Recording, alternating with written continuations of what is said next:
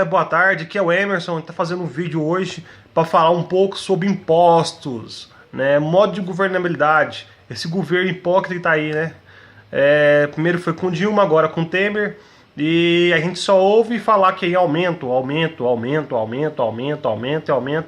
E isso a gente vai ouvir muitas vezes porque a gente sabe que um governo socialista, comunista, bolivariano, com interferência de Foro de São Paulo, ele quer que o pobre continue pobre e o rico é mais rico ainda, né?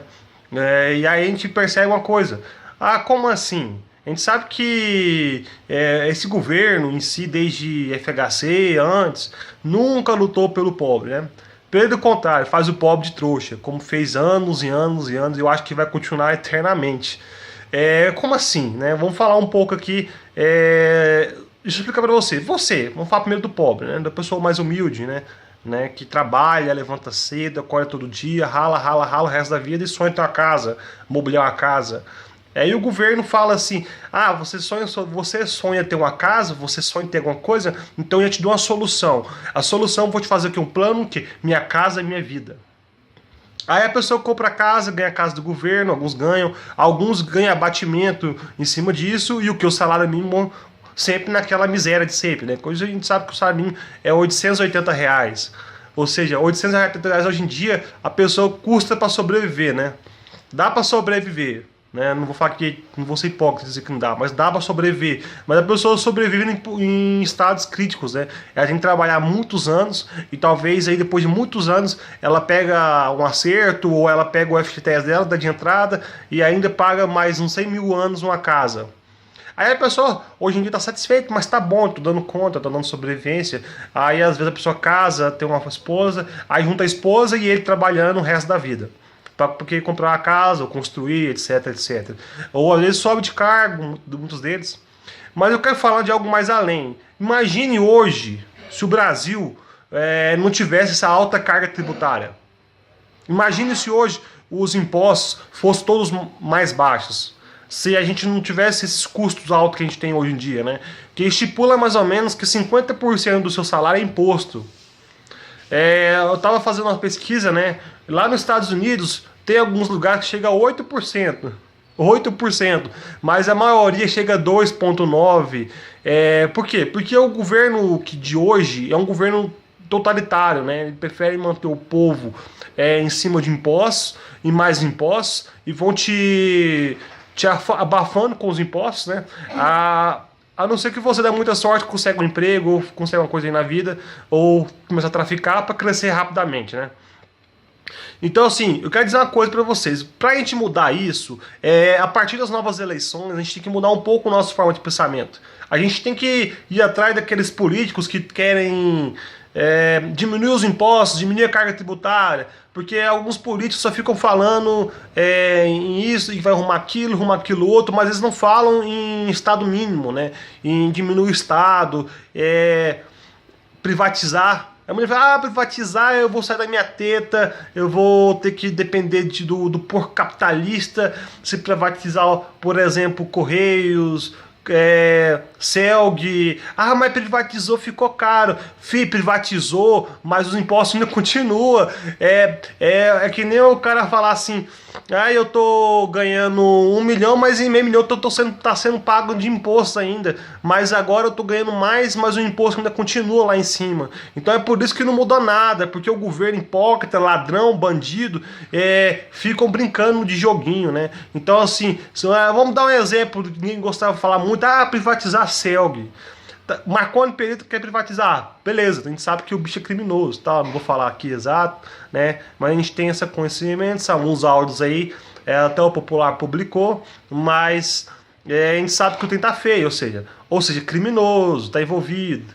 E aí privatizar não muda nada. O que muda é privatização e diminuição de impostos, diminuição de Estado, o Estado começar a largar o osso, né? Porque o que acontece quando o Estado tem o poder maior, que é o que hoje tem, que hoje o Estado quer regrar até você cuidando do seu filho, quer ensinar você a cuidar do seu filho, quer falar da sua vida e quer obrigar seu filho a estudar matérias na escola, sendo que para mim escola é para você aprender matemática, português, inglês, geografia e outras matérias aí. que realmente eu acho que a escola tem que ensinar, mas não falar de sexualidade, que é escola, sei lá, eles querem, recentemente queria pôr processo, como é que chama? Que até o projeto do GLS lá, que querem por isso na escola, acho que a escola não foi feita para isso, a escola foi feita para estudar, para o pessoal aprender, sei lá, mecatrônica, mexer com informática, mexer com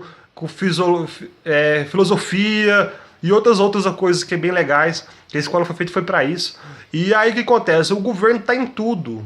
Hoje eu sou um cara um pouco mais radical. Eu acho que a escola não deveria nem ter escola pública, a escola deve ser tudo privado.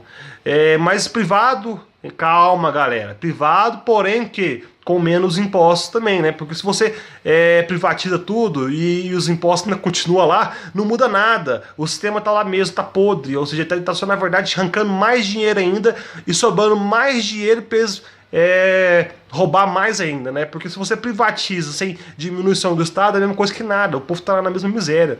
Então se você privatiza, por exemplo, da Selvi, você privatizou, então você tirou o quê? Uma despesa a mais da mão do governo. Então o que acontece? Se eu privatizei a Selvi, dá um exemplo, né? Automaticamente o governo tem que fazer o quê? Diminuir aquela verba, porque agora eles vão estar recebendo da gente, porque a gente paga água e energia, paga energia no caso.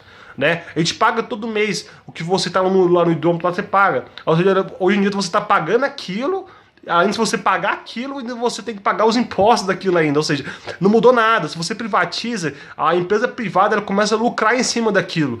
E ali fica mais fácil para gerar mais empregos e etc. Você fala, tá, mas é questão de gestão. Exatamente, a empresa privada ela não vai querer perder. Então ela vai fazer de tudo para cortar as arestas, cortar a corrupção, cortar a bandidagem. Enquanto o governo domina, por exemplo, a SEGA, etc, etc, etc. Enquanto o governo comanda, enquanto o governo está lá envolvido, ele tem o quê? Ele tem um poder de fazer o que ele quer, entendeu? Então se você privatiza CELG, Correios, etc, etc, você está fazendo o quê? Você está tirando o quê? Aquela despesa das costas do povo. Ou seja, a gente privatizou os Correios. Estou só dando suposições, tá? Não, às vezes muita gente não entende suposições. Você está tirando o quê? Do nosso bolso. Nós não precisamos mais agora pagar os impostos para aquilo lá. Ou seja, então vou diminuir aqui a carga tributária do meu povo e agora quem você utilizar o Correios para mandar carta, etc, etc, você utiliza, você vai lá, paga para tirar aquilo. Se a empresa quer que envia a fatura, a empresa vai lá, paga para os Correios, e os Correios enviam. Não, eu pago para o governo tira a verba e coloca nos Correios, e ainda continua do mesmo processo há anos e anos e anos. Gente, então você tem que entender uma coisa, privatização não é solução. Tem que ter um governo sério, governo que quer mudar o Brasil, que quer tirar você dessa escravidão financeira, porque a gente sabe que o governo hoje em dia privatizou algumas coisas, mas não mudou nada, os impostos ainda continuam correndo à solta. É isso que não está acontecendo. Porque eu acredito que o capitalismo em si, ele funciona assim, ele tem que aliviar na mão das costas do povo.